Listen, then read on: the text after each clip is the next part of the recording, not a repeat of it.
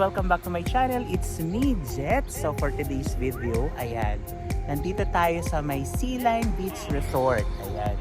So si Jenny and Glenn nag-organize sila ng gusto daw nilang pumunta ng beach. So ayan, nagpunta kami dito sa may Sea Line Beach Resort. So napakaganda ng place. Medyo talagang cozy yung place dito. Ayan, as you can see, ayan, napakalawak. Ang daming tent na din. Kaso medyo tinanghali ang mga vloggers.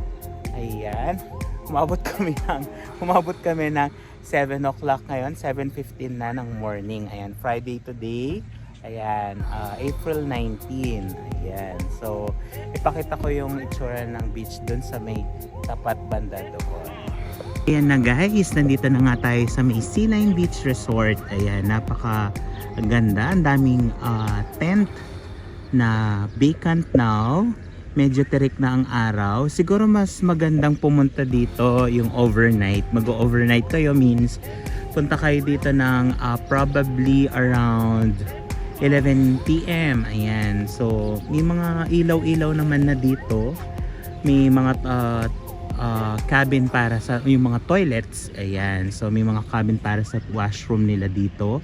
So, for family, friends, I think for gatherings din, medyo may kalayuan lang siya.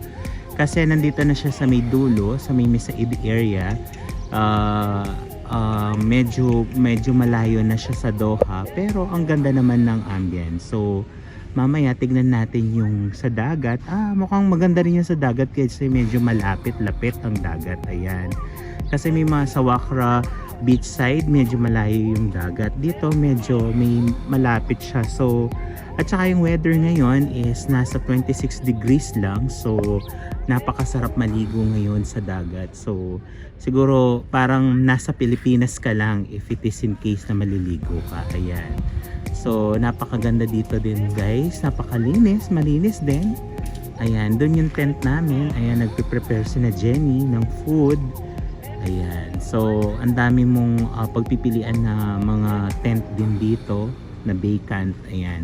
Siguro today because tirik na nga yung araw, kaya medyo kokonti na lang yung tao, pero siguro kagabi dahil mas maganda dito na overnight, yung umaga makita mo yung sunset na pababa na yung araw, ayan, or pataas na yung araw. So napakaganda nun, napakaganda parigurado nun. Ayan, I think yun yung mga private nila. Ayan, may mga private doon na pwede kayong i-rent.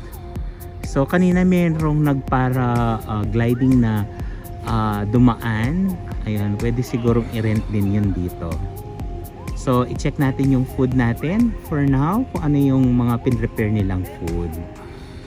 So guys, ano masasabi nyo sa Sea Line Beach Resort? Ngayon nakita nyo na Fresh air ngayon dito, kaya maganda yung weather, maganda mag-beach. Kaya guys, mag-visit kayo ng Sea Line. Daddy G TV. Ano Napaaga masasabi? kami, masyado napaaga. Yung aming pagpunta dito, and pasikat pala yung araw. Wow. So nagse-set up si Daddy G ng ng kanyang vlog. Ayan. So ano masasabi mo, boss? Alas 4 pa lang ako naghanda eh. Pero alas 6 nang dumating. Naantok ako. Ano bang oras yung call time natin? Alas 4 dapat daw. Alas 4. Gising na. Anong oras na karating? Mag-alas 7 na eh. Itat lang. Oo. Kami ba mag-uuwian na? Tayo eh. Nagsisita pa lang. Ayan. Mami G, ano muna masasabi sa weather sa Sea Line Beach Resort? Malamig. I thought mainit, hindi na mainit. Oo. May mahangin, no? Medyo may pagka-windy. Ayan. So, Yes, I like the weather. ayan. So, what about the place? Ano masasabi mo sa place ba? Maganda. Laki na improvement. Since dahil nag-IFA, nagkaroon na ng public beach dito sa Sea Line. Dati kasi open beach lang to eh. I'm Ngayon may mga cottage. I'm so amazed nga, meron na silang washroom. So, pwede na pumunta dito kahit na walang dala-dalang tubig. Ayan. So, ayun yung washroom nila nandoon. Yung mga portable cabin na na washroom. Ayan. So, for sure meron na rin yan tubig sa loob. Ayan. So, napakaganda ng place dito ngayon. So, punta na kayo guys. Ayan. Mabisang mabisa. Kaya sa mga nagbi-business dyan, lalagay namin sa description ang aming recipe. Secret recipe. Pwede ka ba magbibigay ng kahit tatlo lang na inilagay mo dyan sa inyong... Toyo! Obvious ba? Sugar. Toyo, lime, nakikita niyo lime, and then naglagay ako ng konting brown sugar. Huwag mo lang ipatuloy. Makukuha na ang terminal. Magkakawayay. Magkapi. Abangan niyo ang pinaka ano nito pag naluto na. Wow! Ano yan, Daddy G? Ito yung secret recipe natin na barbecue. Pinamana pa to ng aking nanay. Wow! Napakasarap Secret naman recipe. yan. Chicken ba yan, Daddy G? Or beef? Chicken! Chicken. Chicken. Gumising pa ako ng alas 4 para i-marinate yan. Wow! Napakasarap naman yan, Daddy G. Ayan. Yes! Madali lang itong lutuin. Kasi manipis eh, kaya... Kaya. Parang siyang tsurang kebab na. Yes! Sarap naman ito. Wow, ayan, meron din tayong fish. Ayan, so may mackerel fish yata yun. At saka tuna fish. Ayan, napakasarap. Smoky. Ayan, napakasarap ng ating food for today. So guys, kain po tayo. Guys, nagpapakitaan kami ng aming mga shades. Ito daw dun sa Gabbana ito Gucci. So, tingnan ko mga original ba sila o hindi. Wow. Actually, mga ano lang to, mga bigay lang to ng mga followers namin. So, let's see kung yan. Dito na, paras naman nakalagay daw. Made in Italy, parehas. Dito naman, parehas. May code din siya, product code. So, I don't know. Kayo na lang maghusga kung original ba to na Gucci, original ba to na Dolce & Gabbana. Pero mga previous lang to. Pero talagang ano siya, at saka mga screwdriver ang nakalagay. Screwdriver. Sabi nila pag mga screwdriver daw, original daw yan. So, let's see. Yeah. So, salamat sa nag-sponsor sa amin ng shade. So, suotin mo na. Tingnan natin kung bagay sa amin. Wow! Mukha kaming sosyal. Angelina Jolie? Mukha kaming And Demi Moore? Nandun pala si Demi Moore. Mukha kaming mayaman. Ibahin mo nga yan.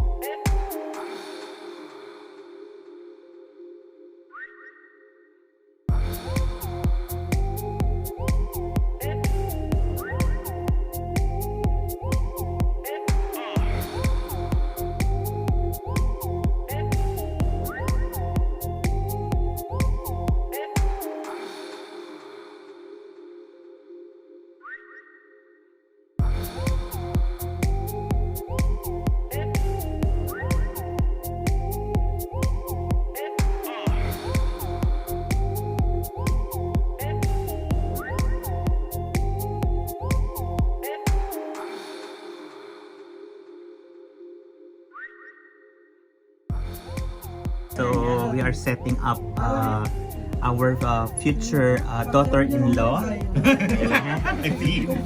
Just check her face now after 20. Don't you worry, after 20 years. It's a long way. So our future daughter-in-law, our Miss Universe in the making in the future. The mother-in-law and the father-in-law. Oh, say ha, father-in-law muna. Oh. Ay! Our father-in-law. Ayan. So si father-in-law the second. Ayan. We do have future Miss Universe. Eating only fruits. You are eating too much carb. You see, we eat too much bread, Filipino. That's why you She will sexy. become Filipino in the future. Yes.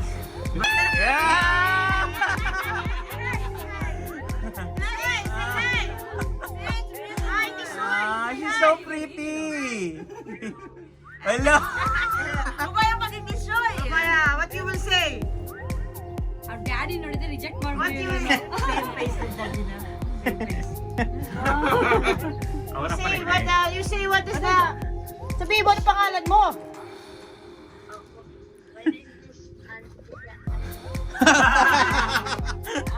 Oh, meet your mother-in-law daw. Ask mo yung name niya. Pakialan di ang aran.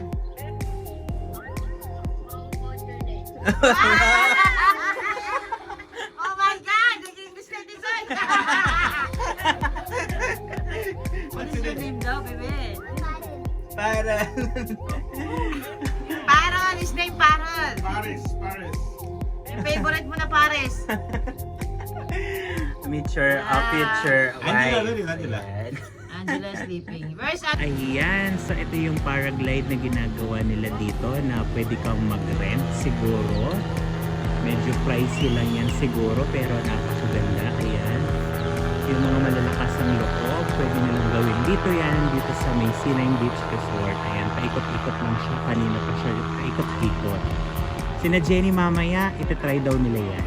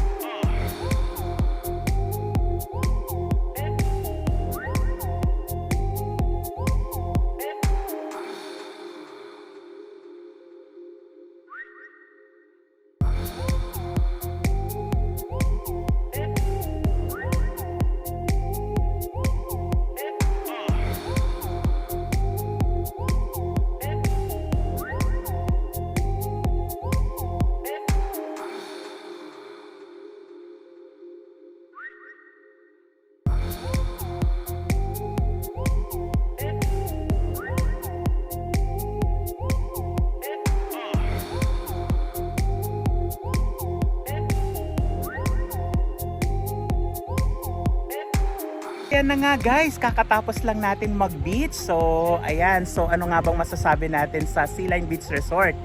So, unang-una, napakalinis. Pangalawa, napakalapit ng beach. Ang sarap maligo, napakalinaw ng tubig. May makikita ka rin mga isda. Tapos, ang pangatlo, yung comfort room nila. So, napakalapit, napakalakas ng tubig.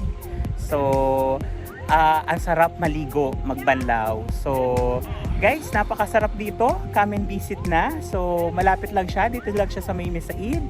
So, para ma-experience nyo din dito. At saka hindi masyadong crowded. So, napakaganda ng weather ngayon. So, guys, please do follow, subscribe, and comment on my vlogs. Thank you!